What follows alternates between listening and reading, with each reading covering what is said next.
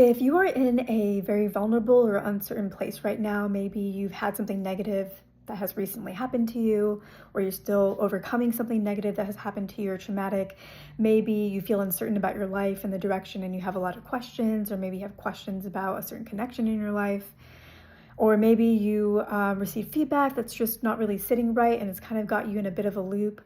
Whatever it may be, if you're in a vulnerable place, the guidance for today is to make sure that you are keeping in mind that in that uncertain place, it's important that you stay empowered as much as possible, and that you know and are aware of and are vigilant of the fact that whenever we are not in a power, like in our power place, when we're vulnerable or feeling uncertain, that is a time when others might try to step in as a savior, whether they are well-intentioned or not. They might try to step in as a savior.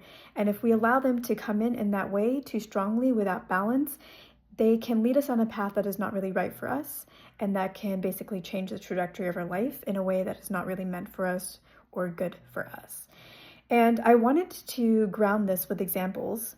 And I can see how this applies on the personal level for everybody. And I can also see how this applies on the collective world stage level, especially because the symbol that was given to me was the bald eagle, and many of you may know what that symbolizes.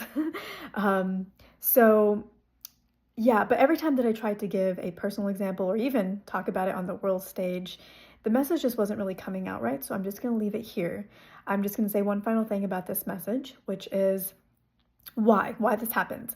So when we feel vulnerable, when we feel hurt, when we feel uncertain and we are questioning things, in that uncertainty, there is now a gap between ourselves and our personal power, right? We don't feel quite connected to it. That's why we start looking external to ourselves to try to find some answers. And that's fine. It's good to read up, talk to other people, get different perspectives on ourselves or on what we're dealing with. That's a good thing.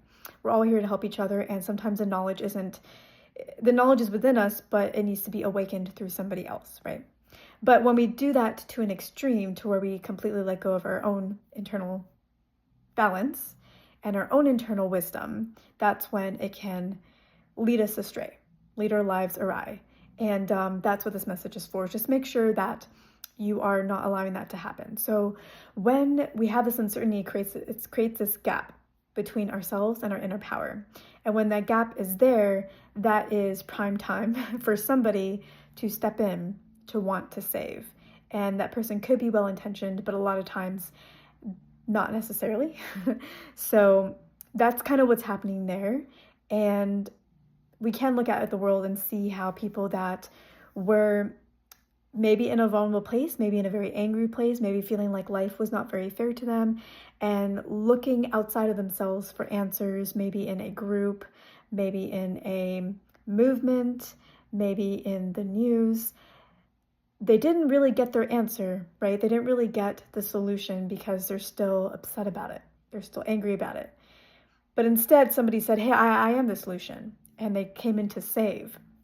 Never actually giving the solution, never actually giving the answer. They came in as the savior, and instead changed the trajectory of people's lives to the extent that those people are now doing things that not only harm others, because that healing was not completed, it was actually, the trauma was aggravated instead.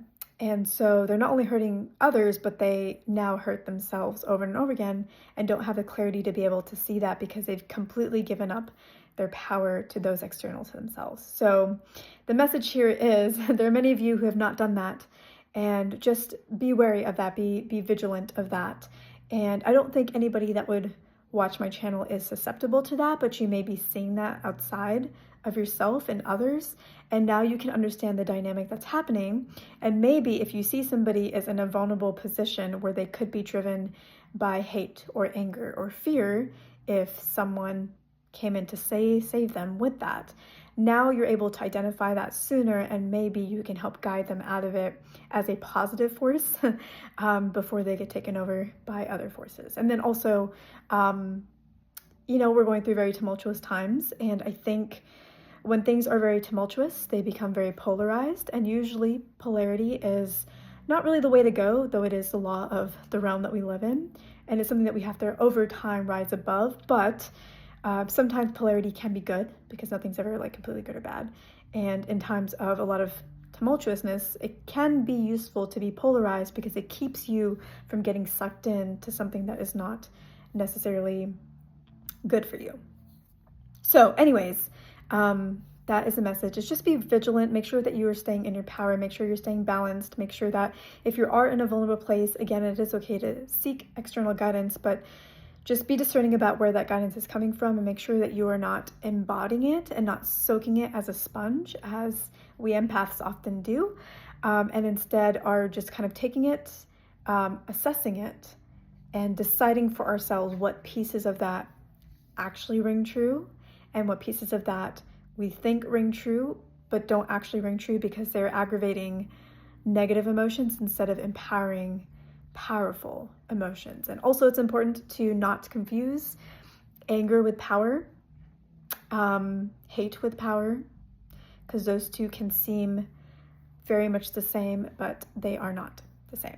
They're different. So yeah, it's definitely time to just be vigilant, and also just be aware of what's going on with people that you care about, and helping them stay vigilant as well if that is something that they need. So I'm going to leave this message here.